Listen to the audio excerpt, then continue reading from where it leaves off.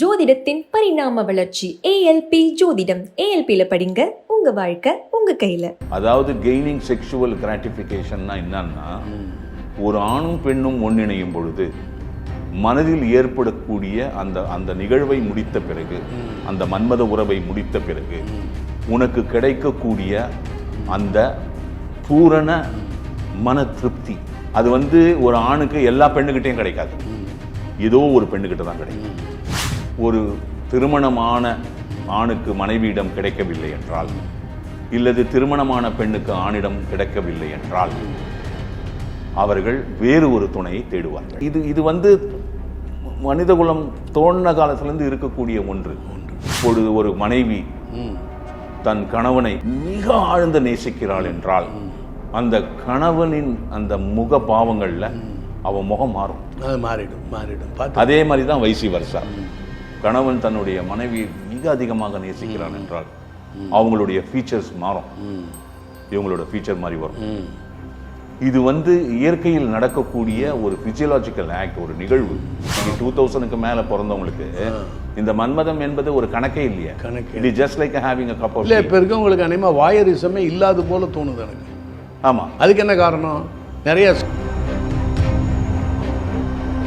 இந்த இன்டர்நெட் வந்த பிறகு, இந்த மொபைல் ஃபோன் வந்த பிறகு, அந்த மொபைல் ஃபோன் இணையதளம் எல்லாம் அதில் உள்ள வந்த பிறகு, இந்த சோஷியல் மீடியா வந்த பிறகு, அப்படி இல்லைன்னா இது பேரண்டல் கண்டிஷன்ல நின்றுடும். பேரண்டல் கண்டிஷன்னா அந்த தாய் தந்தையரின் வளர்ப்பு.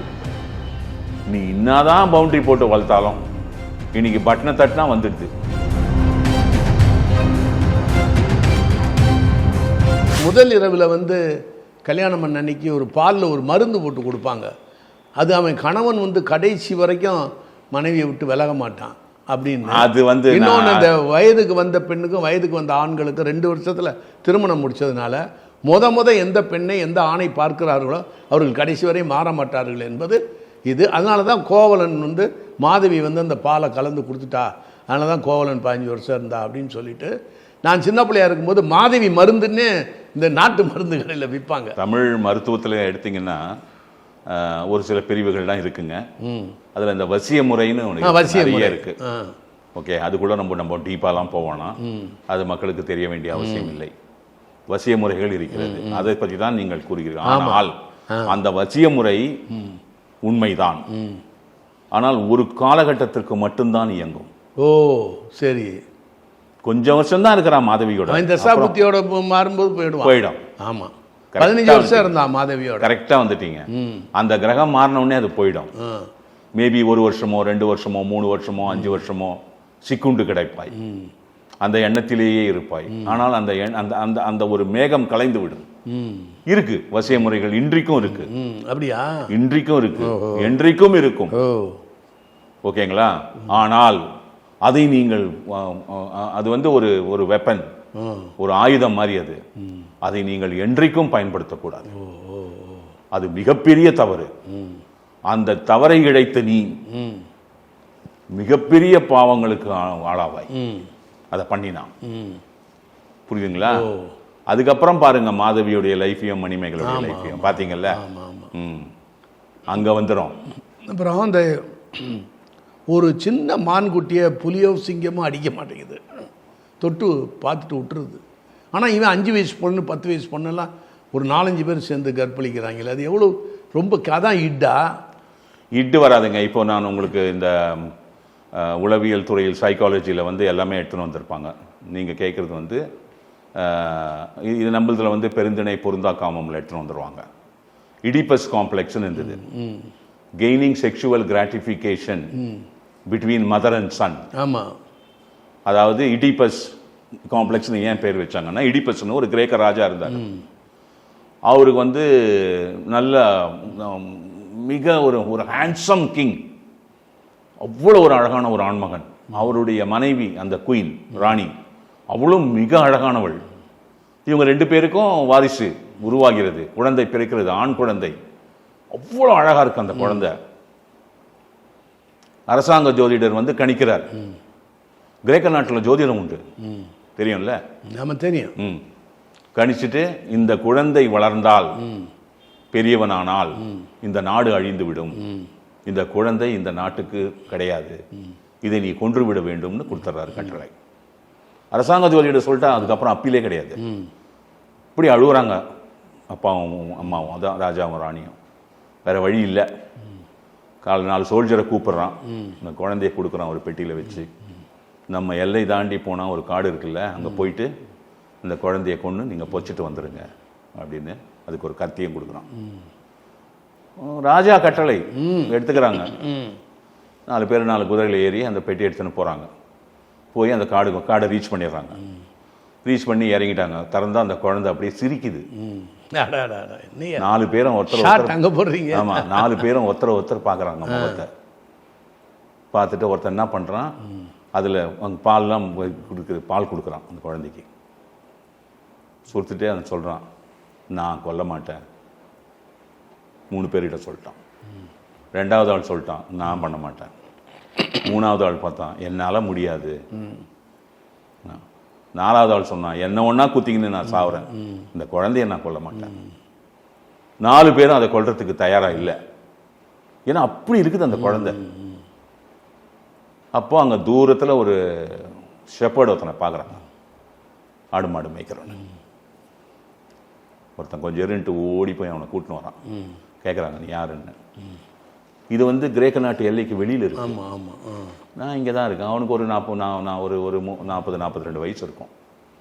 நான் இங்கே தான் இருக்கேன், எனக்கு கொஞ்சம் தூரத்தில் தான் ஒரு சின்ன குடியில் இருக்குது, இங்கே தான் இருக்கேன், இங்கே யாரும் கிடையாது, நான் ஆடு மாடு மேய்ச்சி இந்த காட்டில் சர்வே வரோம். நாங்கள் ஒன்று சொல்கிறோம், செய்வியா? என்ன சொல்லுங்கள். பெட்டி எடுத்து கொடுக்குறாங்க. இந்த குழந்தைய வளர்த்து ஆளைக்கோ, ஆனால் யாருக்கும் தெரியக்கூடாது, சத்தியம் வாங்கிக்கிறான். குழந்தைய அவங்ககிட்ட கொடுத்துட்டு, ராஜா கத்தி கொடுத்தார்ல, ஒரு முயலை பூச்சி கட் பண்ணி அந்த ரத்தக்கரையோடு வந்துடுறாங்க. வந்து சொல்லிடுறாங்க, கொண்டுட்டோம் பொச்சிட்டோம் அப்படின்னு. 4 பேர். அவ்வளோதான், அது முடிஞ்சு போச்சு. இந்த குழந்தை அங்கே வளருது. 16 வயசு அந்த குழந்தைக்கு. இவ்வளோ டால், ப்ராட், ஃபேர், காட்டிலே வளர்ந்தவன், வித் லாங் ஹேர். இவ்வளோ பிரமாதமாக இருக்கும் அந்த பையன். ராஜா அந்த காட்டுக்கு வேட்டைக்கு வராரு. இடிபஸ் ஒரு சிங்கத்துக்கிட்ட மாட்டிக்கிறாரு. இந்த பையன் காப்பாத்துறான். இந்த பையனை பார்த்த உடனே மிரண்டு போறாரு. அதுக்கப்புறம் அந்த இடிபஸ் ராஜாக்கும் ராணிக்கும் குழந்தைய பிறக்கல, வாரிசு இல்லாமல் இருக்காங்க. இந்த குழந்தைய பார்த்த உடனே நான் கேட்குறான், நீ யாருன்னு. நான் இங்கே தான் இந்த காட்டில் இருக்கணுன்னே, எனக்கு அப்பா மட்டும்தான் இருக்காங்க, அம்மா கிடையாதுன்னு. எனக்கு உங்கள் அப்பாகிட்ட கூப்பிட்டு போனோடனே அவங்க வீட்டுக்கு கூப்பிட்டு போகிறான். அவங்க அப்பா இருக்காரு. அவங்க அப்பா கிட்ட சொல்கிறான், எனக்கு உன் மகன் தான் என் உயிரை காப்பாற்றலாம், எனக்கு உயிர் பிச்சை கொடுத்ததே உன் மகன் தான், இந்த நாட்டையே நான் அவனுக்கு ஒப்படைக்க தயாராகி விட்டேன், இந்த பையனை எனக்கு தத்து கொடுத்துருன்னு கேட்குறான். அவருக்கு ரொம்ப சந்தோஷமாயிடுது. அவருக்கு ஆயிடுச்சு ஒரு 60 வயசு கிட்ட வந்துடுச்சு, 58 வயசு. எடுத்துன்னு போங்க, கூட்டிகிட்டு போய் என் பையன் ராஜா வரான்னா எனக்கு ரொம்ப சந்தோஷம் அப்படின்னு கையெடுத்து கும்பிட்டு ராஜா காலில் விழுந்தான். இந்த குழந்தைய கூட்டின்னு வந்துட்டார். அவர் கூட்டின்னு வந்துட்டு 16 வயசு, எல்லா ட்ரைனிங்கும் கொடுக்குறாங்க அவனுக்கு. ராஜா அவனுமே போர் வித்தையெல்லாம் தெரியணுமே. அவனை ஃபுல்லாக ஷேப் பண்ணி, அவனை ஃபுல்லாக ஹேர்லாம் கட் பண்ணி, அவனுக்கு ட்ரெஸ் எல்லாம் பண்ணி, அவனுக்கு குதிரை எப்படி ஓட்டணும் எல்லாம் சொல்லி தராங்க. வாழ் புரியுது எல்லாமே சொல்லி தராங்க. 2 வருஷம் அவ்வளோ ஒரு ஹேண்ட்ஸம் பாய். 18 வயசு. அந்த ராணி அவன் மேல் காதல் கொள்கிறான். மகன் மேல. மகன் தெரியாது கம்யூனிகேஷன் தெரியாது இல்லையா, செத்து போயிட்டான் தானே நினைச்சிருக்காங்க குழந்தைய. 2 பேருக்கும் இடையே உறவு ஏற்படுகிறது. அந்த உடல் உறவும் ஏற்படுகிறது. கொஞ்ச நாள் நடக்குது. ராஜா தெரிஞ்சுக்கிறார். அது அந்த தன் மனைவி இந்த இளன் மகனுடன், இளன் ஆணுடன் நம்ம பிள்ளையா ஏத்துக்கணுனோட செக்ஷுவல் கான்டாக்ட் இருக்குது அப்படின்னு தெரிஞ்ச உடனே அவருக்கு அப்பதான் ஒரு சிந்தனை வருது. இவன் முகத்தை பார்த்தா இவன் ஃபீச்சர்ஸ் எல்லாம் நம்மள மாதிரியே இருக்கே அப்படின்னு ஒரு நைட்டு பூரா இதையே யோசிக்கிறான். மறுநாள் காலையில் எழுந்துக்கிறான். அந்த 4 சோல்ஜரை தேடுறான். யாரு அவன் தெரியும் யார் யாருன்னு. அதுல 2 பேர் செத்து போயிடுறாங்க, 2 பேர் உயிரோட இருக்காங்க. அந்த 2 பேரை தூக்குன்னு வரான். கூப்பிடுறாங்க. ஒரு ரகசிய அறை கூட்டின்னு போயிட்டு, நான் உங்களை ஒன்றும் பண்ண மாட்டேன், நான் கொடுத்த குழந்தைய நீ என்ன பண்ணன்னு உண்மையை சொல்லிடுன்றான். நல்லா இருக்கு. கத்தி முனையில். ஆமா. அவங்க காலை விழுந்துடுறாங்க. ராஜா, நீங்கள் என்ன கொன்னா கூட பரவாயில்ல, நாங்கள் அந்த குழந்தைய கொல்லலை, சரி, ஒரு முயல் அறுத்த அந்த ரத்தத்தை தான் உங்களுக்கு எவிடன்ஸாக காமிச்சோம், எங்களுக்கு கொல்ல முடியல, எங்களால் அந்த அந்த மனசு எங்களுக்கு வரலை, அப்போ என்ன பண்ணீங்கன்னு கேட்குறோம். அங்கே ஒரு ஷெப்பர்டு இருந்தார், அவர் நான் எடுத்து வளர்த்துக்கிறேன்னாரு, இந்த ரகசியத்தை இந்த காலத்தை கொண்டும் வெளியில் சொல்லக்கூடாது, அவர்கிட்ட சத்தியம் வாங்கி அவர்கிட்ட கொடுத்துட்டு வந்தோடனே ராஜா இடிஞ்சு போய் உட்காந்துடணும். புரியுதுங்களா? இப்போ அவனுக்கு தெரிஞ்சிச்சு. அப்புறம் அந்த ராணிகிட்ட வந்து சொல்லிட்டு இதுதான் நடந்தது, இதுதான் நீ பண்ணிட்டு இருக்கன்ட்டு ராணியும் ராஜாவும் தற்கொலை பண்ணிக்கிறான். ஐயோ அம்மா. அந்த பையனும் தற்கொலை பண்ணிக்கிறான். அந்த நாடு அந்த அதனால தான் அந்த பையன் வளர்ந்த உடனே இந்த நாடே இந்த ராஜ்யமே அழிந்து விடும் அப்படின்னு, அதான் அதுக்கு அந்த எடிபஸ் காம்ப்ளெக்ஸ்னு பேர் வச்சாங்க. சரி சரி, இதுதான் அந்த அந்த அதனுடைய பேக்ரவுண்ட் ஸ்டோரி. அருமையா இருக்கு. ஓகேங்களா? அருமையா இருக்கு. அடுத்தது வந்து உங்களுக்கு எலக்ட்ரோ காம்ப்ளெக்ஸ். இது சமுதாயத்தில் இந்த கிரெய்னிங் sexual gratification between mother and son, இது சமுதாய வழக்கத்தில் இருக்கக்கூடிய ஒன்றுதான், இன்றையும் இல்லாமல் இல்லை, ரொம்ப ரேர் இருக்கு. அடுத்தது electro complex, gaining sexual gratification between father and daughter, இதுவும் இருக்கிறது. அடுத்தது வந்து இன்சிஸ்ட் ரெகுலேஷன் வருவோம். இதெல்லாம் சைக்காலஜியில் வருது. Gaining sexual gratification or sexual relationship between brothers and sisters. ஐயோ, தண்ணியை போட்டு போனவங்க எல்லாம் கேள்விப்பட்டிருக்கேன். Zoophilia. ஜூ போலீஸ் என்பது gaining sexual gratification from animals. ஆமா ஆமா. அடுத்தது தான் நீங்க கேட்கறது fetishism, gaining sexual gratification by raping children. அந்த அந்த இளம் குழந்தைகள் 8 வயது 7 வயது 6 வயது 5 வயது அந்த குழந்தைகளை பார்க்கும் பொழுதுதான் அவனுக்கு அந்த மன்மத உணர்வு வீறிட்டு வருகிறது. அவனுக்கு அது வந்து ஒரு மனக்குறைபாடு, அவனுடைய இம்பல்ஸே அப்பதான் வருது. புரியுதுங்களா? அதாவது கெய்னிங் செக்ஷுவல் கிராட்டிஃபிகேஷன்னா என்னன்னா, ஒரு ஆணும் பெண்ணும் ஒன்றிணையும் பொழுது மனதில் ஏற்படக்கூடிய அந்த அந்த நிகழ்வை முடித்த பிறகு, அந்த மன்மத உறவை முடித்த பிறகு உனக்கு கிடைக்கக்கூடிய அந்த பூரண மன திருப்தி ஒன்று இருக்கு தெரியுமா? அது வந்து ஒரு ஆணுக்கு எல்லா பெண்ணுகிட்டையும் கிடைக்காது, ஏதோ ஒரு பெண்ணுகிட்ட தான் கிடைக்கும். புரியுதுங்களா? சப்போஸ் அது வந்து ஒரு திருமணமான ஆணுக்கு மனைவியிடம் கிடைக்கவில்லை என்றால், இல்லது திருமணமான பெண்ணுக்கு ஆணிடம் கிடைக்கவில்லை என்றால், அவர்கள் வேறு ஒரு துணையை தேடுவார்கள். ஏன்னா அவங்களுக்கு அந்த சாட்டிஸ்பாக்சன் கிடைக்கல. இது வந்து மனிதகுலம் தோன்ற காலத்திலிருந்து இருக்கக்கூடிய ஒன்று. புரியுதுங்களா? சமுதாய நெறிமுறைகள் என்று ஒன்று உண்டு. அதில் நீங்கள் ஒரு மனைவியை ஒரு பெண்ணை நீங்கள் திருமணம் செய்து கொண்டு அவர்களை மனைவியாக ஏற்றுக்கொண்டு, அந்த மனைவி உங்களை கணவனாக ஏற்றுக்கொண்டு ஒன்றிணைந்து வாழ்ந்து உங்களுடைய பிறக்கும் குழந்தைகளுக்கு நீங்கள் ஒரு எடுத்துக்காட்டாக இருந்து, சமுதாயத்திற்கும் நீங்கள் ஒரு எடுத்துக்காட்டாக இருந்து, நெறிமுறைகளை மன்மதம் என்பதற்காக விட்டு கொடுக்காமல் அந்த ஒரு நெறியோடு வாழ்வது என்பது உயரிய நாகரிகத்தின் பண்பாடு, வெளிப்பாடு. அந்த பண்பாடு எழுத்தளவில் மட்டும்தான் இருக்கும். எத்தனையோ கோடி மக்களுக்கிடையே ஒரு ஒரு கணவன் மனைவி கிட்ட ஒன்றா இருக்கலாம். அது உண்மைதான். அப்புறம் வந்து சின்ன குழந்தைகளை யார்கிட்டையுமே பெரியவங்களும் சில படித்தவங்க யாரு கையிலையும் கொடுக்க மாட்டாங்க. அந்த சின்ன குழந்தைய யாரு கையிலையாவது கொடுத்து, அவன் சாக்லேட் வாங்கி கொடுத்து அன்பா முத்தமெல்லாம் கொடுத்து அவன் ரொம்ப அன்பாக வச்சுருந்தான். வேறு எந்த மோட்டிவும் இல்லை, அவன் குழந்தை மாதிரி தான் பார்க்குறான். பட் அந்த குழந்தைக்கு இந்த முகத்தை போலவே மனதில் பதிந்து விடும். இந்த முகத்தை போலவே ஏதோ ஒரு ஆண்மகனையோ ஒரு பெண்ணையோ பார்த்தால் அவங்க தான் திடீர்னு ஓவர் நைட் ஓடிடுறாங்க அப்படின்னு ஒரு உளவியல் ஒரு ஆய்வு சொல்லுது. இந்த ஆய்வு வந்து இந்த ஆய்வுக்கு வந்து நான் உங்களுக்கு விளக்கம் கொடுக்குறேங்க.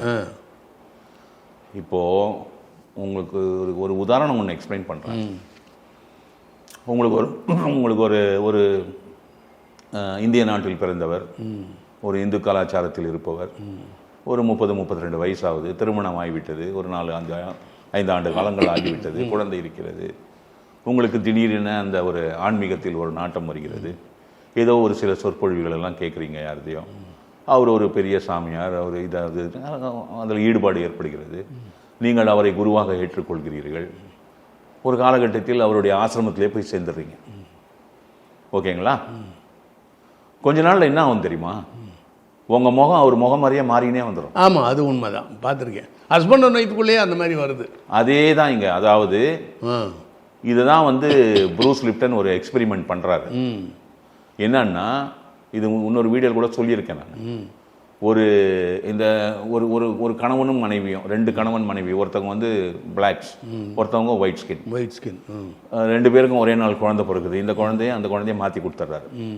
இந்த வெள்ளக்காரன் அந்த கருப்பின தாய் தந்தை 2 குழந்தைய எடுத்துன்னு போயிடுறான். இவங்க அந்த வெள்ளக்கார குழந்தைய எடுத்துன்னு போயிடுறாங்க. கரெக்டாக 7 வருஷம் அந்த குழந்தைய வளர்த்துன்னு வராங்க. இவங்க அவங்க குழந்தையும், அவங்க இவங்க குழந்தையும். 7 வருஷத்துக்கு அப்புறம் அந்த கருப்பு குழந்தை அந்த அப்பா அம்மாவை பார்த்து பார்த்து பார்த்து பார்த்து பார்த்து பார்த்து அப்படியே வெள்ளையாயிடுது. அது வெள்ளையாயிடுது. இது வந்து இந்த வெள்ளைக்கார குழந்தை கருப்பாயிடுது. ஸோ உங்களுக்கு வந்து நீங்கள் அந்த அந்த சென்சேஷன் என்று அழைக்கக்கூடிய அந்த விஷனரி இருக்கு பாருங்க, அந்த பார்வை, அது வழியா நீங்க உங்களுக்கு அந்த இமேஜ் வருது இல்ல உள்ள.